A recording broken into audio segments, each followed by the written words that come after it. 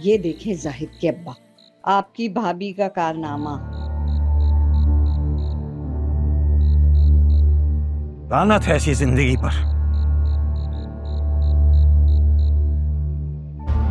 शर्म नहीं आती इसको सड़कों पर भीख मांगते हुए? लेकिन आपके भाई ने तो बहुत तकरीर की थी कि बहुत अच्छा काम है, उसने अपनी इज्जत नफ्स का सौदा किया है, ये बड़ा सवाब का काम है। अस्तगफिरुल्लाह अस्तगफिरुल्लाह। कयामत सर पर आ गई है नाइमा बेगम। कयामत की सारी निशानियां पूरी होती जा रही। यानी जहालत की बात को इल्म और दानिश की बात गर्दानना भी कयामत की निशानियों में से एक निशानी है। खुदा की पनाह, कभी हमारा घराना जो है वो शरीयत का बड़ा सख्त पाबंद हुआ करता था, लेकिन जब से ये इमरान अली राह शरीयत का बागी हुआ है, पूरे घराने को हवा लग गई। जब से ये 5 वक्त का नमाजी बन गया है तो पता नहीं अपने आप को बहुत आलिम फाजिल समझ रहा है। अरे ऐसी नमाज का क्या फायदा जब मस्जिद में जाकर इमाम के पीछे ना पड़ी जाए।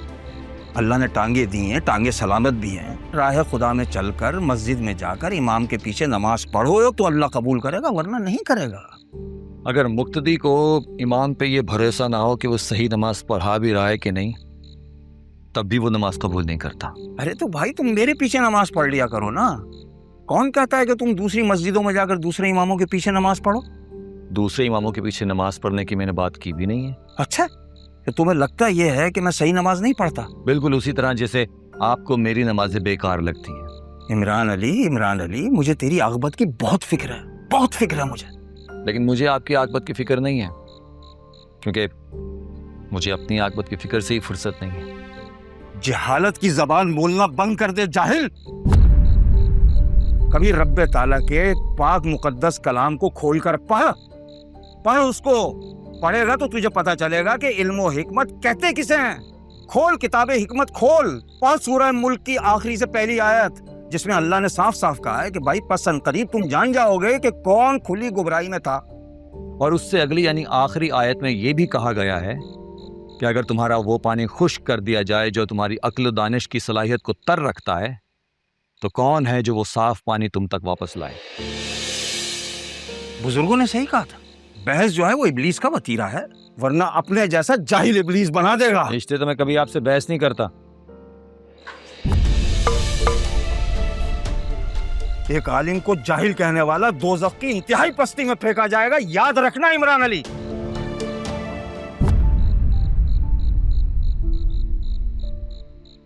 क्या दिखा दिखा? अरे भाई दिखा ना। तरह निकल गया।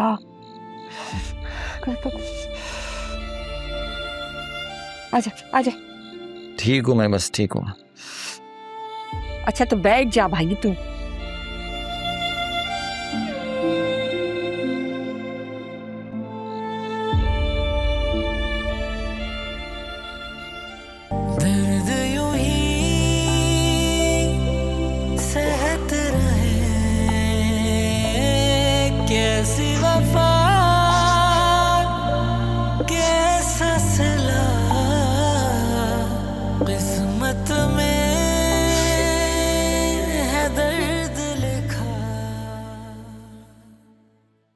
इमरान चाचू ने मुझे एक बड़ी अच्छी बात सिखाई, जिसके बाद मैं उनका फैन हो गया। कहने लगे बचपन में जब 2 बच्चे लड़ रहे होते हैं तो माँ बाप सिर्फ अपने बच्चे की हिमायत करते हैं, चाहे उनका बच्चा गलत ही क्यों ना हो। कहने लगे तुम्हारे माँ बाप हमेशा तुम पे एहसान करते रहे, चाहे उनकी मोहब्बत से तुम्हारी शख्सियत बिगड़ी क्यों ना रही हो। मैं ये जान गया कि पापा को इस बात का इल्म ही नहीं है कि उनकी मोहब्बत मुझे बिगाड़ रही है। मैं जान गया था कि इमरान चाचू कोई नॉर्मल इंसान नहीं है, लेकिन अब नॉर्मल भी नहीं है। उन्हें जिंदगी के उसूलों पे चलना आता है। इमरान चाचू किसी का दिल नहीं दुखाते, खुश रहते हैं, और हम लोग सारी जिंदगी खुशियों का सामान इकट्ठा करते रहते हैं और फिर भी नाखुश रहते हैं। औरों का दिल जलाकर इतना माल दौलत जमा करके हमें क्या मिल जाता है? अपनी ही शख्सियत का बिगाड़। वो मुझे ग्रूम कर रहे हैं, मेरी पर्सनालिटी को बेहतर कर रहे हैं। मैं जानता हूं मेरे बाप नहीं है, लेकिन चाचा भी तो बाप की जगह ही होते हैं ना। मैंने उन्हें अपना टीचर मान लिया है, और आपको भी एहसास हो गया होगा कि मेरी चॉइस गलत नहीं है। हाँ बेटा, मुझे इस बात का एहसास हो गया है बेटा कि मैं गलत थी, और मैं मजबूर हो गई हूँ ये बात मानने के लिए कि तुम सही थे। कर मैं क्या करूँ उमैर बेटा, हमेशा मुझे इस बात का डर लगा रहता था कि तुम्हारे पापा एक सख्त दिल इंसान है और तुम्हें भी वो एक सख्त दिल बनाना चाहते हैं।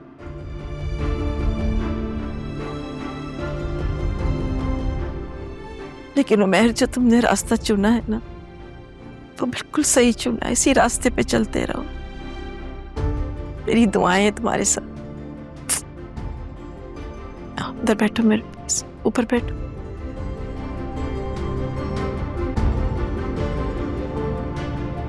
तुम मुझे बताओ, तुम आए कैसे हो? कौन आया है तुम्हारे साथ? कोई नहीं। क्या मतलब कोई नहीं? तुमने इस हालत में गाड़ी कैसे चलाई? टैक्सी से आया हूँ।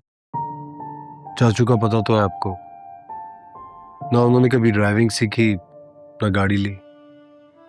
कैसे आता, इसलिए ऑनलाइन टैक्सी बुक कर ली थी।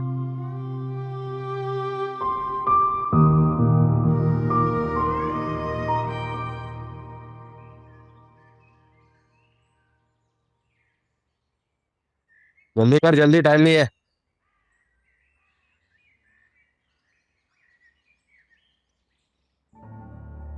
हाँ भाई, अब क्या मसला बढ़ रही है? जाहिद भाई, तुझे किसी काम धंधे पे लगना है। अबे पागल हो गया क्या? खैरियत है? काम और तू? क्या बताऊं मैं आपको, वो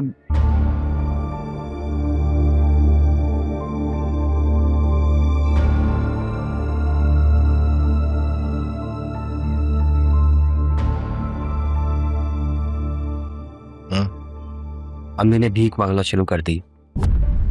फायजा चाची ने आज उन्हें भीख मांगते हुए रंगे हाथों पकड़ लिया। अस्तगफिरुल्लाह, लानत है ऐसी जिंदगी।